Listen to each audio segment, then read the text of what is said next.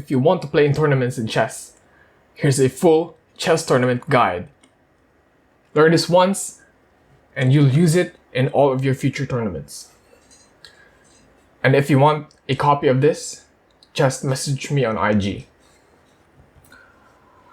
So, there are stages: pre-tournament, during the tournament, and post-tournament phase. Let's start with the pre-tournament. Memorize your lines, play the same openings, don't experiment in your openings. So, what I mean by don't experiment in your openings is don't explore new lines that you haven't played yet. When you're playing a tournament, play a consistent opening, the ones you know, the ones you prepared for, and sometimes you might get bored with the same opening, so some players might try different openings in the tournament. That's so bad. That's giving yourself another 20 to 30% chance of losing. I would take every single percentage, 5 to 10% percentage, even psychological percentages against my opponent just to win. Because in tournaments, small percentages matter a lot. Second is, under the pre-tournament phase is mental preparation.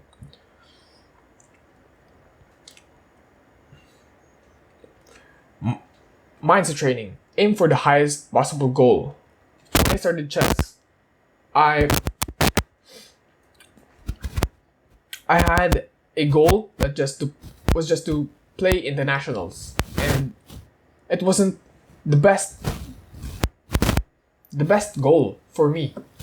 But my goal should have been bigger. It should have been becoming a grandmaster, like that big of a goal. Because once I reached my goal, my motivation in playing the game dropped, and I didn't have something to look forward to. So every time I played chess, it became boring. So, have the highest possible goal, and once you set that goal, you need to ask yourself, what do you want? How badly do you want it? And how much you're willing to sacrifice for it. Next is have a growth mindset.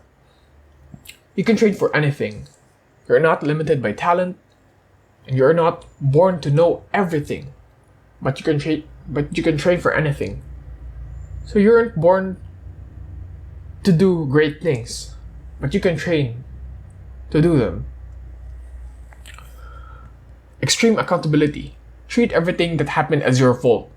And even if it's not your fault, it's your responsibility. Because blaming other people would only make your life worse, because you're not reflecting on your mistakes.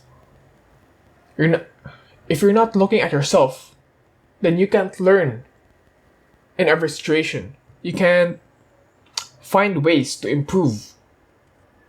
For example, if I lost because my opening sucked, because I lost because my line sucked. If I blamed that the environment was too noisy, then I wouldn't look at the mistakes in my opening. So, you need to treat everything as your fault so you can look for ways to improve. Second is,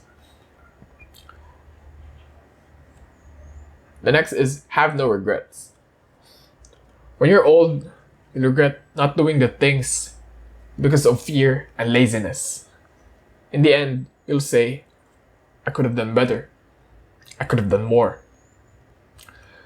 Develop a strong mindset, a positive mindset, by practicing self-talk and using affirmations. So, I had this regret because I knew I could have achieved more in my chess career if only I have the mindset I have right now. I had a way bigger goal, and I trained more. If only I had those three. And I know you'll have that regret if you truly had that fire in you right now. Visualization.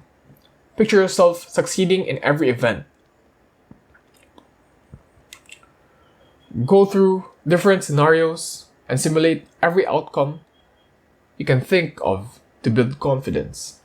So visualization helps because you frame your mind to think of winning, and it helps you not settle for draws and limiting yourself that a draw is good enough. It gives your brain to think of wins and to look for wins. It also helps you in not being nervous because you already pictured the win.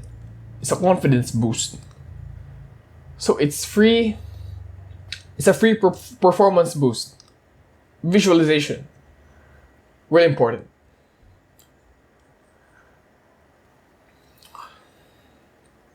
This is what Ilya Topuria did, and this is what boxers do.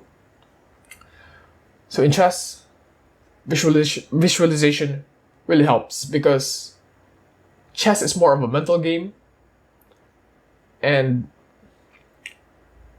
it helps if you don't limit your thinking and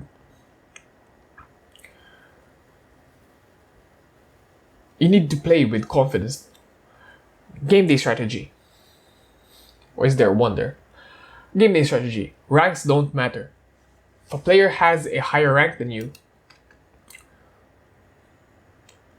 you shouldn't think of him as a better player than you. Don't ever think that he is already won because of that. You should treat every opponent equally, and that you would crush every single one of them. Think of them as just holding that number as a placeholder for you. When I first got started in chess in 3rd grade, I was competing in my first open tournament, and my opponent had a title of NM before his name. The spectators were shocked that I got to play against a national master. It was my first tournament, so I didn't know how good a national master were. So I played him the same way I played against other players. In the middle of the game, I had a scenario where we were forced to repeat the moves, resulting in a draw. He offered a draw, otherwise he would lose if he forced the game. Looking back, I realized how much power your mind has if it doesn't have any limiting beliefs. It was because I still had the mind of a kid.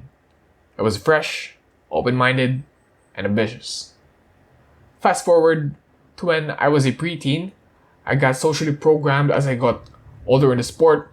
I was paired in tournament with a higher ranked player. When I played in tournaments, my coach, parents, and spectators already expected me to lose. And they said, if I lost, it's okay because he has a higher rating than me anyway. I subconsciously adapted that mentality because of my environment, But because of that, I already created a limiting belief in my head. If you have that limiting belief, you'll never get to beat those who are higher level than you anyway.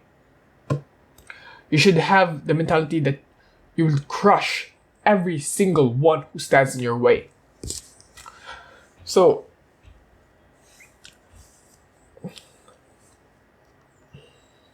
ranks don't matter. What you will see before playing a tournament is the ratings, their standings, their the ranks. That doesn't matter to you. What matters is you'd win against them. Treat them as a number or a placeholder for. They're just holding your rank for you. Once you beat them, that means you're higher level than them. You're higher ranked than them. Don't treat the rank as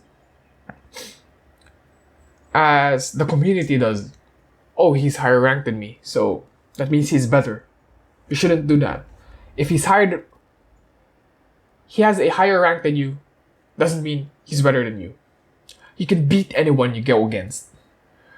Treat every single one as if they're a stone to step on.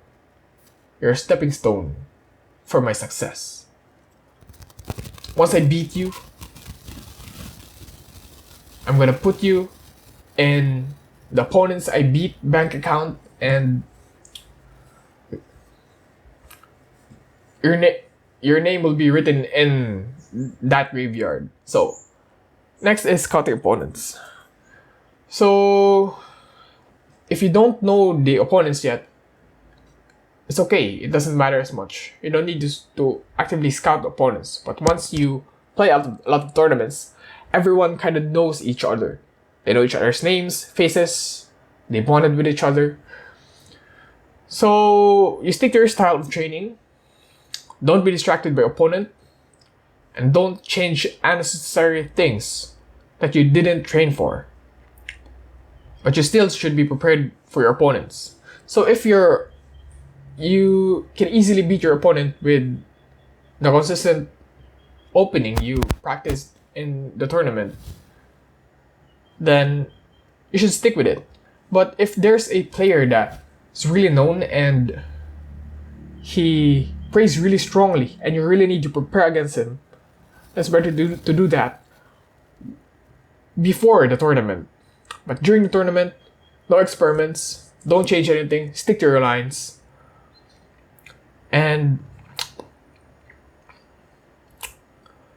just beat everyone. Study past performances and tactics of competitors. It's better to study your opponents before the game day. Sorry about that.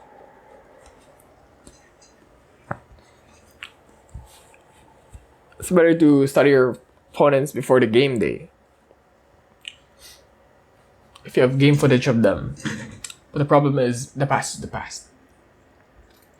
And they might change their style or they improve. The one who adapts to their opponents wins. Post-tournament analysis and review. Analyze what went well and what could be improved the next time. Mental reset. Take time to relax and reset before planning your next competition. So, for you to improve in your next tournament, you really need to reevaluate and analyze what you did and think of ways to improve it. Not only within the games themselves, but how you approach a tournament. Like, what time you should go to the venue, or how much time you should take in breaks, like leaving the venue. Because I had an experience where it was lunchtime and we ate far from the venue. So the game started and I was late in the game, so I was at a disadvantage. So it's not only the games that you reevaluate and you improve, but everything around the game, right? So as a bonus, what you'll feel and likely expect in your first tournament. Okay, so you'll be nervous, but at the same time, you want to win. You want the championship win, because you see the medals, you see the the trophies. You want to win. Your first game, what you need to do is just calm yourself down and then visualize a lot. And don't think of your opponent as someone who's experienced in tournaments, and don't think of him as if you're playing him in a tournament. Think of him as just a guy in chess.com. Think of him as a normal player you see every day in the club. So you won't be nervous. And have the mindset that anyone you go against, you'll crush them completely.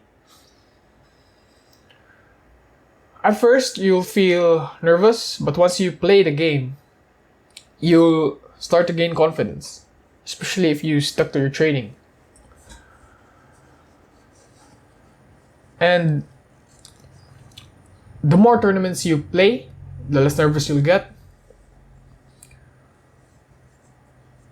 And it's still exciting if you feel nervous, especially if it's a crucial game, you're playing against a good player and it's leading close to the championship rounds. It's exciting to have your first tournament. So if you found this useful, I can help you win more tournaments through one-on-one coaching. Just fill up the form in the pinned comment.